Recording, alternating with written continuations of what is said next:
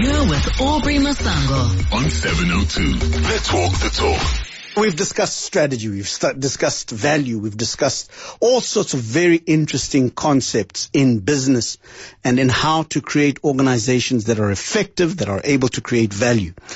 Tonight we talk about leadership, we talk about culture, and the Group Chief Advisor at Andisa Consulting Group is with me here in studio. His name is Andisa Ramavhunga. Please join me as we have this conversation. Andisa, thank you so much, my brother, for joining me once again. I really appreciate your time. Thank you, Aubrey. These are lovely studios. Hey! The last time I came here, nice. It was a different world, right? With the last conversation we had was in the old studios. Yeah, in the old studios, yes. Yeah, well, this is lovely. This is how we roll, bruh. Nice. Okay, let's talk a little bit about culture and leadership in an organization. But I want to give some context and say it's important for our listeners to understand that this is not a conversation in isolation. It's a conversation that connects a number of other concepts together. As I said earlier on, we've spoken about strategy, we've spoken about value, we've spoken about all sorts of different things. Why is it important for us to understand leadership and culture, and what are those things? Before I begin, Aubrey, let me put a disclaimer. Yeah. Right. I always like putting these disclaimers because I don't want people coming here and thinking we've got the blue pill to success. Yeah. But only the blue pill to limit failure. Yeah. Or a blue pill that ensures that when we fail better and we fail forward. Yeah. Yep.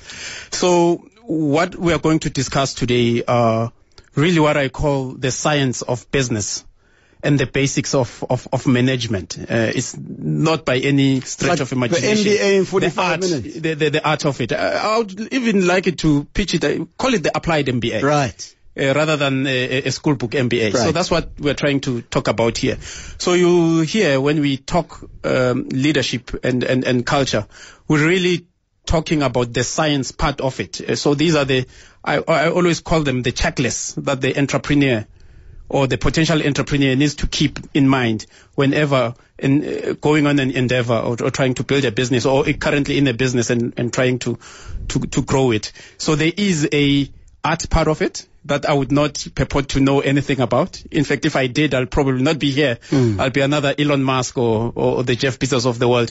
But yeah, there's quite a lot that we can talk about in terms of culture and leadership. That is really basics of management. And I call them the science of business. So why is leadership and culture important? In fact, the first question should be, why are we discussing leadership and culture in the same vein? Why not leadership and strategy? Yeah. Or leadership and organizational design? I think partly you answered the question to say this is a series this is a point in a series. There's quite a number of topics we've spoken about. We've spoken about strategy and how it creates value. We've spoken about the particular part of strategy, which is around creating a customer-centric value proposition. We also spoke about creating a winning organization. How do you decide what organization should you build? Should you then have a strategy that you believe is robust and it's winning in the market or has the potential to win? And when we spoke about the design, one of the biggest elements we spoke about last time was leadership and culture. And I guess today we are zooming in. Right. And as I've said, these are a part of the building blocks of an organization. Again, the science of business. We said organizational design is made of several components. Strategy is critical, and we've, I think, spoken quite a lot, although we've not exhausted the topic of strategy because it's vast. And again, if you come to our podcast, right? Yeah, sure. You'd learn more about it. But there are several components in organizational design. The first start of it, obviously, is strategy. The second bit, which is the biggest part, is leadership.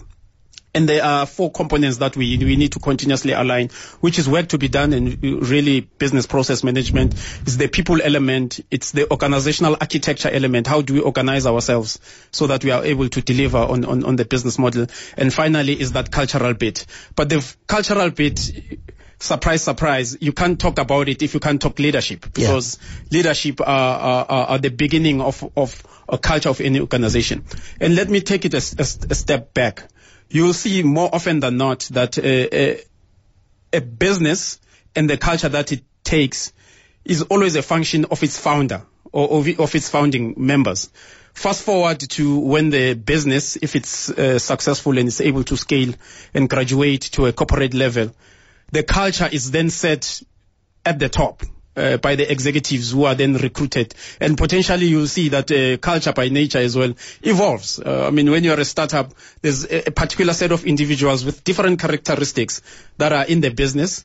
And you'll find that the context of that business requires a culture that's different and separate altogether, vis-a-vis that same business at 20-year or 30-year point in time, 30 years of age, where it has new drivers who are new managers recruited from externally, who have all their own perception and personalities, who are then able to influence the culture of the business and how it purports. And really, you cannot separate culture and leadership. And I guess that's why today we talk about this concept in tandem. Are you suggesting that at the inception of a business, the culture is going to be modeled after the founder or founders of the business, and that is going to change as the business grows and develops? Absolutely. Okay. In fact, I would even argue that as founders as well mature, because we change as people, the culture also gravitates towards a different culture. So you can have the same individual depending on the context of the business and where it is in its life cycle of growth. Yeah, I digress a little bit, yeah. but I suppose this is such an important thing that you've just said there now about culture, just generally, not just even organizational culture. I mean, we just culture. We love to talk about my culture says. And sometimes we don't allow ourselves to accept the fact that it's going to change. Yeah. And maybe part of the downfall of communities, businesses, is when they don't allow themselves to accept the fact and the inevitability of a change in culture. That is part of the evolution, the maturation of any organization, that culture is destined to change by definition. Absolutely, Aubrey, and that's the reason we're having a conversation today, right? It's to say, how do you become aware of that culture? What levers and tools are available to you as an entrepreneur to, one, influence it, and two, to be able to model and change it whenever a time requires. Like any living organism, a family, for example. Yeah. If you find there's an interesting story, I also digress, a quote that says, difficult times build strong men. Strong men create easy times. Easy times build weak people. And again, you might argue the culture changes, right? Cycle, and I'm talking about the business, because if you find a business that was built during difficult times that now enjoys good times, the type of leadership that is there might not be the same leadership that is built for hard times, that is very characteristics that are defined for a hard time.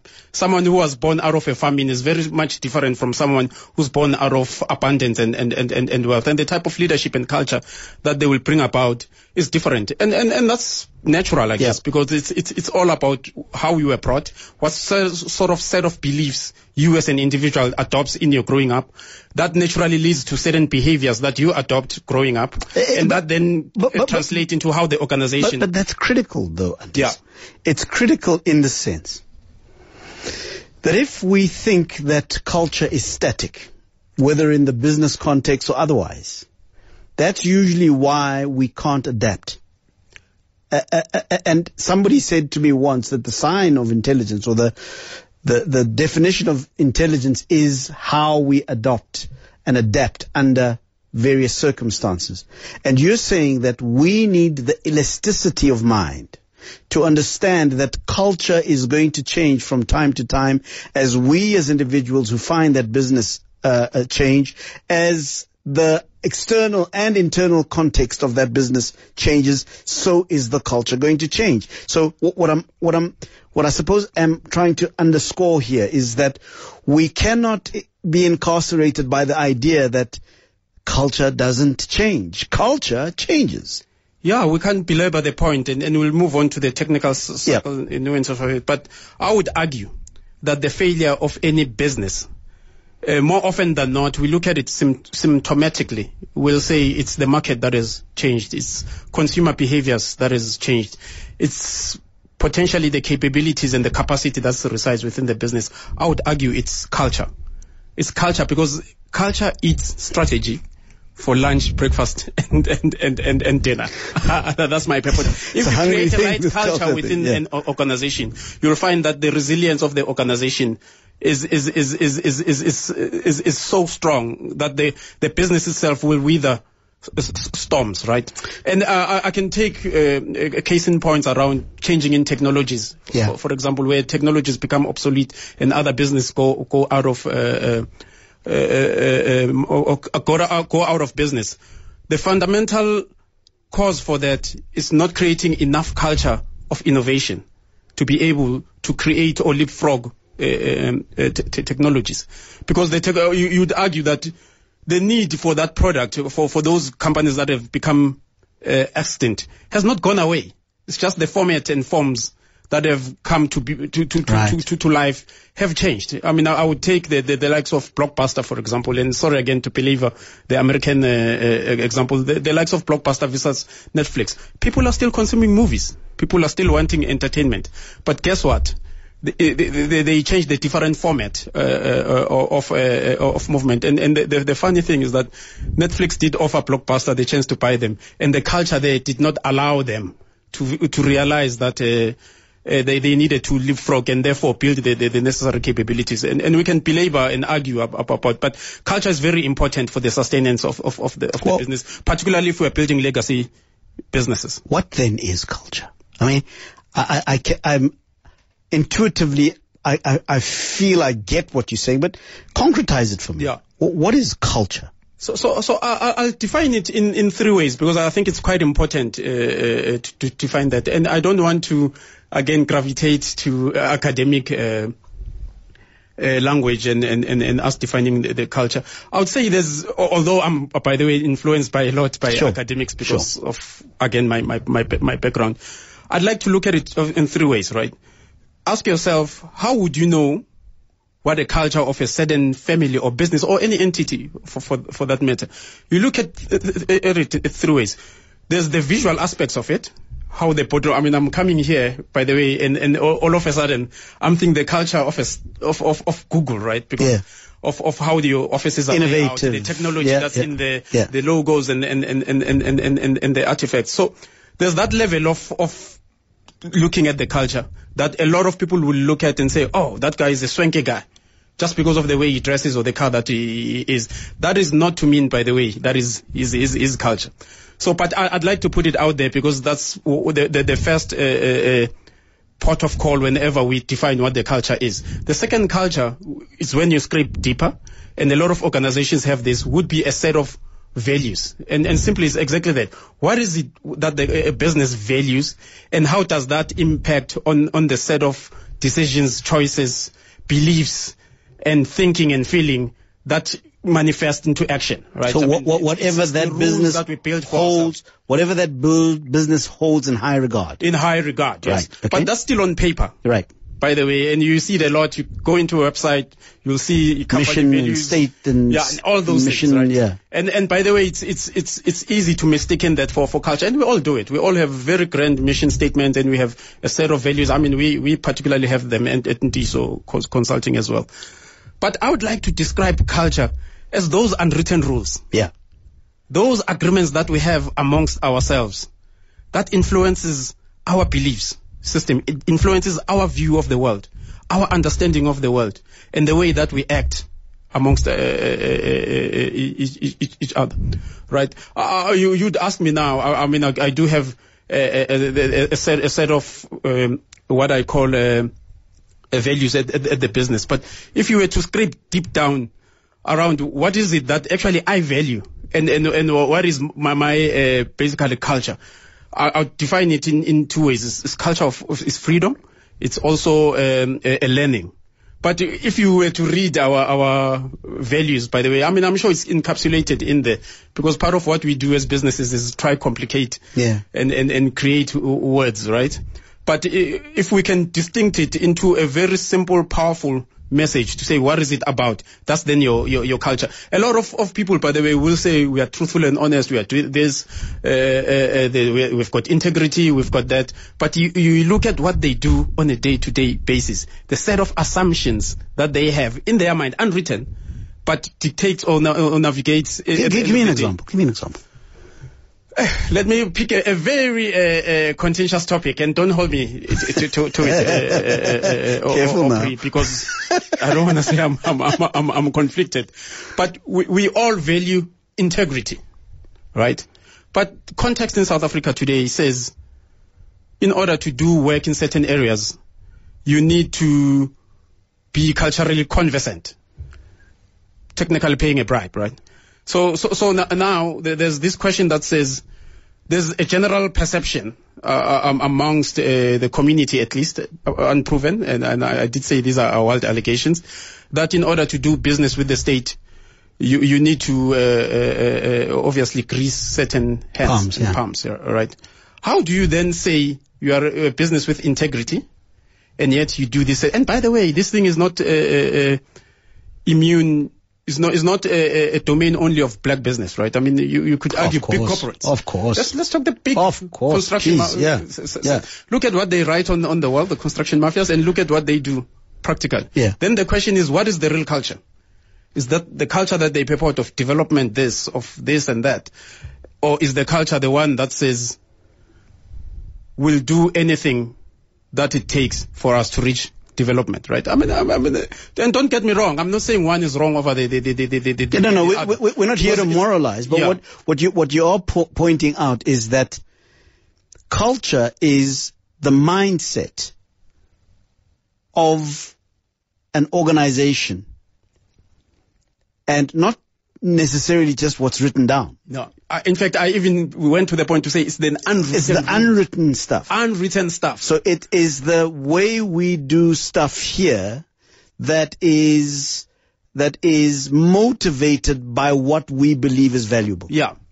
Or what we believe is possible as well. Remember, culture is also within and I say, and I'm very conflicted because we can debate the issue of corruption to the nth degree. Remember, there's what I value as an individual. There's what we value collectively as a family.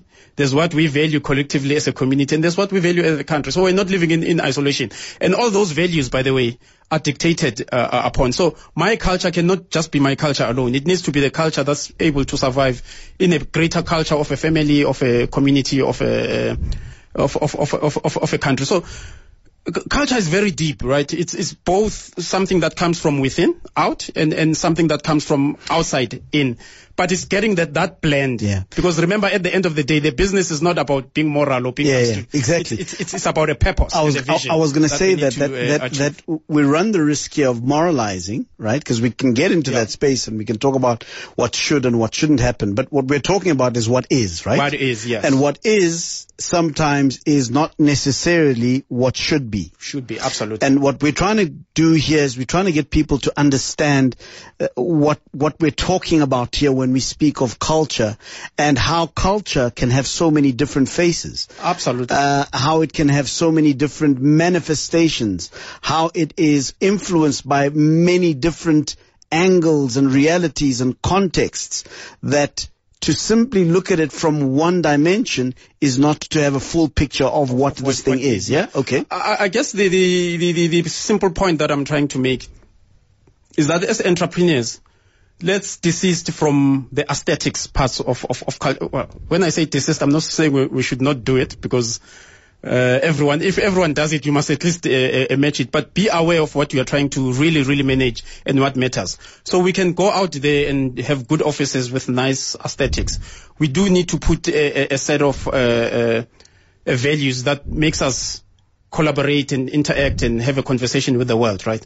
But let's understand that what's written is not necessarily what is within your organization. And that's the culture that I say you need to manage carefully. And that's the one we're going to talk about today, in case, and I hope we do not run out of time. Yeah. I want to invite some calls. 011-883-0702. A very interesting conversation here, folks, about culture, with Andisa Consulting Group's Group Chief Advisor. What do you understand culture to be? Give me a call. What do you understand culture to be? And in this particular instance, we're talking about culture in the business sense. But I'd like to get a sense from you as to your definition and understanding and insights in what culture is. I love what Andisa says. He says strategy is great, but you know what? Culture eats strategy for breakfast, lunch, and supper, bro.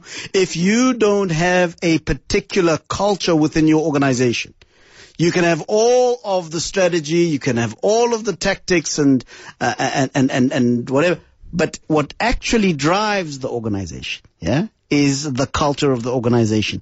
Changura says, Aubrey, culture breeds, we don't do that here mindset. He says, culture is a business, in a business is death of innovation. For growth, culture should be dynamic and robust. Otherwise, that business will be easily disrupted, says Changura. I'd love to take your calls, folks. What is culture? How do we define culture in a non-linear binary way? Because, it's so easy to get into a place where you moralize, right? Yeah. But actually, if we are to understand culture, we need to understand it in its 360-degree sort of understanding. We need to understand it really honestly. Otherwise, we are simply taking up a whole bunch of doctrines and not necessarily understanding culture. Yeah? Okay? Yeah, no, absolutely. So to me, there's 6, or at least when I say we as an organization, because I belong to a part of a collective, there's really 6 components of what we define a great culture, right? You said, let me define it succinctly. I say it's those unconscious beliefs that determine how a group members perceive, think, feel, and particularly act. Right? But there's 6 elements to that, and you'll see that we spoke about leadership, and leadership has got a very big role to play to that. The 6 elements are simply purpose. It's really important for any entrepreneur to really understand the why of what they're doing, what they are. Why are we here? Yeah. What is the end game? What is it that they are trying to fundamentally do? The second one is around the values that we talk about. What sorts of behaviors, beliefs, and actions would allow anyone who comes into this area to contribute to that vision and purpose? The third one is the practices, because we do need to foster those practices so that we are able to, again, get people rallying and driving towards one direction. The third one is people. With people is either you recruit for people who are really buoyed and really believe in that vision, that they've got at least the propensity to embrace whatever vision you have. Because I imagine it's not always easy to identify people that would align with the culture. It's mostly people that have a propensity to do so, right? No, absolutely. And we'll talk about the levers of how to, because one of the levers, by the way, that's available, it's the recruitment part of the business, which is a business process, right? The question is, how do you recruit for culture? Cultural fit. I think it has become a buzzword to say you must recruit for cultural fit. But what does that mean? And if by the way, if you're really clear around what your purpose is and you've aligned that purpose to the set of values and behaviors that you want, those should naturally gravitate to job description. It should naturally gravitate to conversations you have with those people to test them out. Right. And more importantly, when the people have gotten to the ground and are working within the business, it needs to become part of some form of performance management, by the way. Right. And a decision around whether to keep you or to exit you, as well as to incentivize and reward you, right? All those things need to permeate into those people. But I've mentioned 4 now areas of what I call a great corporate culture. But there's 2 that are quite fundamental for an entrepreneur to have, right? There's the one of, we say it's a great narrative. If you think about very big businesses, Aubrey, and I'm proud to say ours is that we've got a very good story to tell, and we've compacted that story into a storybook that talks about the history of the organization. We talk about watershed's moment. Where were the moments where the business nearly collapsed and what took it forward? Where were the moments where the business accelerated in growth and what were the reasons culturally? And those we compacted into a story. And it's quite important that the entrepreneur thinks about those and has them handy as well, because that's the story they then sell to their employees. Yeah. And the final one, I call it the place, is the same place we spoke about, the visual aesthetics, the artifacts. Let's wear ties. Let's walk into a fancy office that's spanky. It must always be clean. Open door policy. And by the way, you can't say you have an open door policy if you still have offices with doors, right? You must have open planning and all those things. So those are the 6 components. I would say an entrepreneur needs to always document it. Always spend time document. If there's one thing, if you are serious about scaling your business, is really thinking about those 6 criteria. What is the real reason you exist as a business? What is really the set of values? And I like what one of the listeners said around what is it that we don't do here. But I would also add, what is it that we do? Because if you don't do it, you won't survive in this area. So again, you need to codify that and have it. So it's the stuff that we either celebrate or frown upon in this organization. Absolutely. It's the stuff that we applaud here. These are the things that we do here. This is how we are here. This is the way we behave here. This is how you identify whether you're one of us or not here. No, absolutely. And I can tell you a story of the first time I've worked for quite good consulting firms in my career, international ones. And I said it's unwritten because it's from that experience, right? Where, for example, working 24/7 day. No one wants to sell their businesses. You'll come here and work 24/7 because it will attract no one. But whenever you go into those environments, you quickly learn to say you can't put in 8 hours because guess what? You come there at 5 after coming back from a client. Everyone is there. And you sit hoping that I'll wait for everyone to leave. And guess what? Sticking around. Yeah. You do that the first day, you do that the second day. The third day is like, I'm bored now. Let me fill my day and start doing stuff. I want to take some calls. 011-883-0702. We're talking business. We're talking culture. We're talking leadership. We're going to go into the leadership aspect of this conversation in a few moments' time. Would love to hear from you what you understand culture to be. How do you explain it? How do you explain the nuances of it? Those things that seem and feel as though they are in contradiction to each other. I'm interested to hear your thoughts because I suppose that's the art side of business that you were talking about. Absolutely. Right? I mean, you were talking about the science side of business, but the dynamics of business rather than the mechanics of business, that's culture. No, that is culture. I mean, and this is where now it intersects with leadership, because one of the greatest... No, don't start. I don't want you to start because I've got lots of calls. Because I want to go into the leadership conversation. My guest is Group Chief Advisor at Andisa Consulting. We're talking culture and leadership. Let me speak to Stephen in Pretoria. Good evening to you, Stephen. Good evening, Aubrey, and to the guest there, man. I've got a few things here that I would like to quickly share and maybe also somehow challenge. Yeah. Aubrey, for me, and you know, well, as I'm listening to you, first question comes to mind is there a difference between an organizational culture in a business setting and that within public sector? Because it's a problem for me if this is an ever-changing environment. Let me say this, Aubrey. I've been spending 25 years in the military. Yeah. And there's a specific culture in that organization. I moved over still in public sector, moved into another different environment, but more civilian. I've been struggling all my last 10 years to get into that organizational culture, and I can tell you now that I am still not settled in that space. Yeah. Now, for me, it's this ever-changing concept that has been present here. My understanding of culture, it is an organization's personality and the character of that organization. Yes.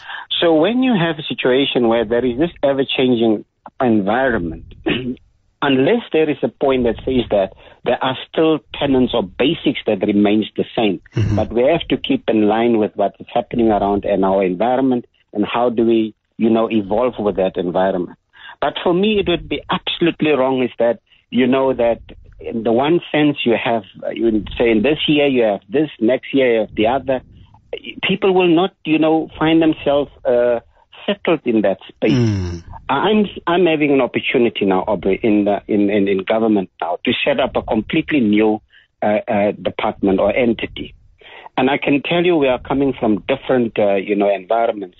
And I can clearly see the differences in culture in public sector. And it is perhaps one of the most difficult things to settle in an organization like that, because we are coming from different spaces.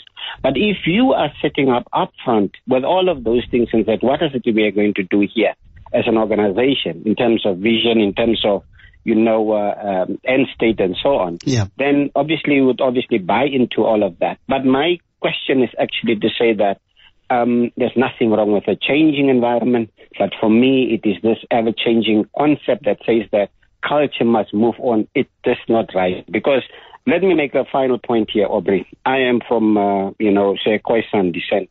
Yeah. And I'm taking it literally now. And I have to say that is my culture. If I were to change this thing continuously, where am I going to end up as in terms of what is represented by Khoisan as a culture? And I've taken it now a bit far. But I'm just trying to make. I think your point is very well made, Stephen. I'm going to let Andisa respond. But before you do, Andisa, I want to take one more call as you make your notes to respond to Stephen's question. Very interesting question, by the way. Ntiki is in Joburg. Hi, Ntiki. Good day. How are you, Andisa and Audrey? Very good. Thanks. Ntiki, go ahead. I'm good. I'm Tiggy. I'm the general manager of the Space Clothing Stores. We're a retail company across South Africa. My question is, as a company, it's easy to create documents and document down what your culture is, what your objectives are, what your purpose is.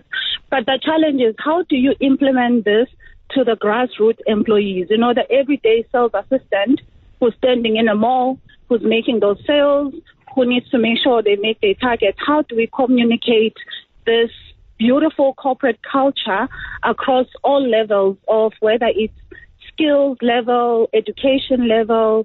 How do we make sure that this culture is blanketed across the corporation? Very, where the challenge always comes, where in the top level, it's very easy in head offices, in typical corporate, to apply a culture because all of you are in the same space. But in people who are semi-skilled, most of them who don't even have a matric certificate, how do you communicate this culture to them in a way that they can understand and appreciate on an everyday operative basis? Yeah. Sigi, thanks very much for that call. Much appreciated. Let me take one more call. Okay. And then you can be able to, I suppose, talk to all of the issues that have been raised. We haven't even started talking about leadership yet. Eh? Can you believe it? Okay. Anyway, let's talk to Richard in Randburg. Hi, Richard. Orbs, hi. Good, man. How you doing? Fine, and you? Excellent, man. Go for it. I've got lots of experience in lots of things. There's another one. Yeah. So one of the things that I found in my corporate career, which I took into my entrepreneurial life, is quality.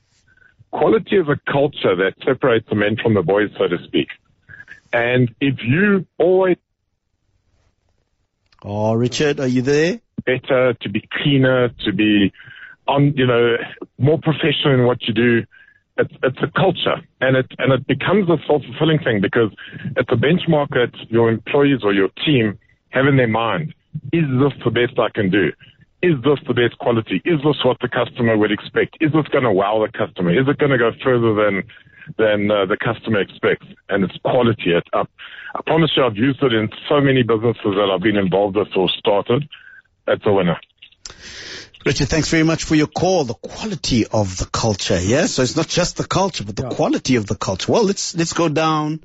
Stephen is a military man. Yeah. Yeah, and he is also a leader in the organization that he is involved in, about to start a whole new division. But he has the military background. And my thoughts as he was speaking was, I wonder whether a military type setting lends itself to too much change because of the nature of that business, right? Yeah. You want regiment, you want predictability, you want rules because of the nature of the business that the military space is.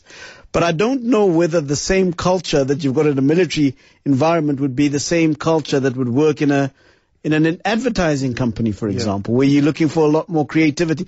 But I want you to talk to some of those things. Yeah, so I see we're running out of time, and very great questions. Yeah, absolutely. Maybe let me start with Stephen's one.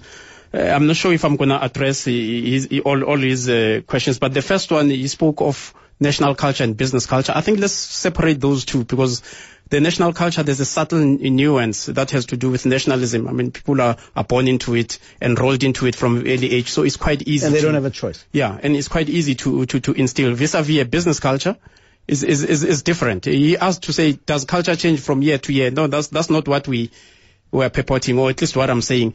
I'm saying that culture should evolve as the business grows. It reaches different maturity phases. And he asked a very pertinent question to say, how do you define whether you have the right culture or not? I think in a business perspective, at least the ideas that I'm purporting is that you must have the right culture that speaks to your strategy. What is it that you want to achieve? I'll give you a typical example of in the banking sector currently. I can tell you now I can bet, by the way, without flinching, to say that Discovery Bank, Time Bank, has got a very different culture to the old traditional banks. They all offer the same service, yep. And yet the ones are more digital, and the ones are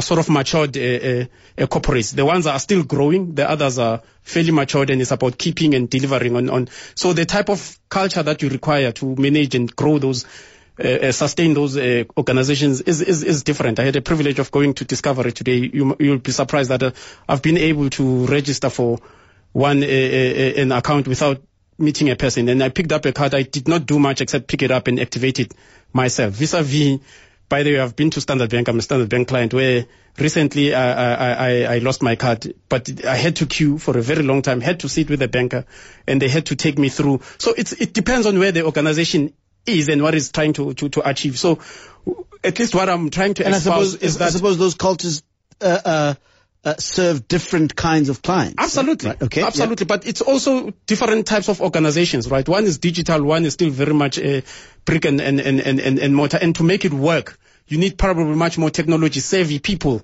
in that element, and more customer facing rather than process managers and so forth. It's quite interesting, and let me maybe go back to theory, because I want to try answer his military background, right? And for me to answer that is really going back into the theory that I suppose is that there are four types of cultures. There's one that we call a clan culture. And by the way, these are academics, but I'm trying to sum it up for you. A clan culture is a family type culture, family business. They value more collaboration, right? And the leader there plays more of a mentorship roles. And then there's what we call a creation culture, which is a risk-taking culture. It wants people who are willing to run fast and break things, because the aim of that organization is to learn and grow. And the role of the leader there is really to balance the portfolio and manage risk so that whoever's breaking does not run the business to the ground. And it requires a very different type of leadership, obviously, because you need to be a bit more democratic. You need to be a bit hands-off and allow people to play and create that environment. Yeah. And then the third culture is the one that we call a competitive culture. It talks to that organization that I spoke about, where people compete with each other. It's goal-oriented. It's about results. It's about delivering at the end of the day. And the bosses there are very tough. They are very what do you call this, results-driven, and they demand out of the people. And they're very tough, and to some people it might be toxic. And then you get where I would say Richard comes from, which is a control type culture. Stephen, sorry. Yeah. Where it's a command and control. But those organizations are, by the way, that type of culture is fine for organizations where everything has been developed. It's very repetitive what we are doing. It's about KPIs, it's about standards, it's about people following a very set type of procedure. There's really little flexibility there. There's very little innovation that happens there. It's about doing things and doing them repeatedly and ensuring consistently that you are able to to deliver. And the aim there of the leaders is really to run the soldiers and run a well-oiled machines. Right. So those are 4 types of cultures. So with Stephen, it's quite an interesting conundrum because it comes from that environment and yet is building stuff. Yeah. You understand? So I spoke about the last culture, which is command and control, and yet I'm thinking is probably in the creative culture where you need people to take risks, to take the initiative, especially and develop stuff. A new institution altogether. Because you're defining stuff there. You're defining those rules. You're trying to find out what works. You're trying to quickly learn what doesn't work. You want people to run out and you will quickly see that if you get very bright people coming in there and you come with this very hierarchical command and control, you'll stifle them and you'll create a chaos. And that's probably why he's feeling the frustration in that environment, because he's got a specific orientation that comes from his military background, but the kind of organization that he leads now has got a different mandate. Yeah. And that mandate is more innovative than perhaps a more rigid army type of environment. It would be very interesting to talk to Stephen again to see or what could be, because the answer could be somewhere in between. Sure. Final one, and Tsiki's one, she spoke about how do we talk about. Yeah, you can write all sorts of manuals on a daily basis. You could be documenting all of these things, but how do we actually get this thing as part of the oiled organization? Well-oiled organization that isn't contrived, it isn't choreographed, it is in fact part of who we are here. I suppose you do need some choreography. No, absolutely. So there's 3 levers available to entrepreneurs. There's one, the business lever, where you start changing operations and you start changing the orientation of people. Like, for example, if you are moving from a very process-driven organization to a customer-centric, that's an operational change. When you make that determination, not only do you impact strategy, but you also impact culture, because you are moving and trying to orientate people in a different set of skills and behaviors and dispositions. The second one is what I call managerial lever, operational lever. I don't know what in Tsiki they are doing around integrating culture into performance management, into recruitment, into incentives and rewards, and into the training of people, because there's a whole set of things that they can do from a managerial or process point of view. The final one, which I cannot underscore, and it talks to Ntsiki's one, is around what we call the human connection touch. You have to have conversations about culture in an organization, and this is not through Zoom, it's not through email. Is really having a corridor talk. We call them town talks in our organization, where you present an environment where people can talk culture, can talk what is a toxic culture, can talk what is a building culture. They can talk amongst themselves about what is the culture of this organization and what should it be vis-a-vis what it's espoused to be. So that's one element of having it. Can different departments in the same organization have different cultures? It's possible, but they all need to be within a microcosm. I'll give you a typical example. The sales department will be in a bank will be very different culture to a credit department, because those ones are rigid and those ones are structured. But I guess the point is, how do you harmonize that within an organization? That's where leadership comes in, and we'll talk about that the next time, because we won't have time. One of the greatest jobs of a leader is managing contradictions. And managing different priorities. And how do you bring all of these together? But again, we'll talk about those sounds like the work of a talk show host. But finally, with Ntsiki, you can have culture champions, where you devolve the messages in groups. And you just facilitate that they meet regularly, and obviously there's some sort of governance so that you can satisfy yourself as a leader to make sure that the topics are right, you make sure that people are engaging, and making sure that there's output coming out of those meetings, so that you are able to 30 seconds. Talk to me about the importance of the quality of the culture.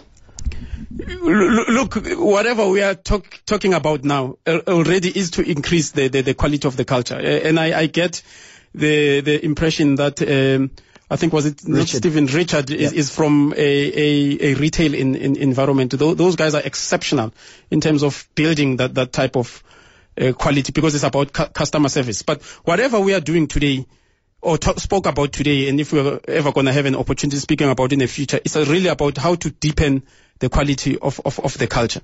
And it has to do with the quality of the infrastructure you build, the quality of the conversations you have, the quality of the people you bring in and exit, and exiting those that do not have that quality. So it's that whole plethora of the things we spoke about. The vision part of it comes greatly into play, where you motivate and give people much more to live for than just a pay. Values, a set of values that you choose carefully and that meets the strategy. And again, as a last departing point, the quality of the culture will only be seen as far as implementing that strategy of that business. It's about creating value at the end of the day, creating and capturing the value sustainably over a longer period of time. How do we get in touch with you? I know there's a podcast. I owe you the podcast. Yeah? I owe you the podcast. I'm glad to announce that we are going to production. The scripting has been done. We're off to production. We should be dropping within the next 2 or 3 weeks, at least the first 3 episodes. And people can get hold of us at info@ntisoconsulting.co.za, or alternatively, you can go to our website, www.ntisoconsulting.co.za. We're learning to hunt, folks, and indeed, the man teaching that skill is Group Chief Advisor at Andisa Consulting Group, Andisa Ramavhunga. Thank you very much for your time.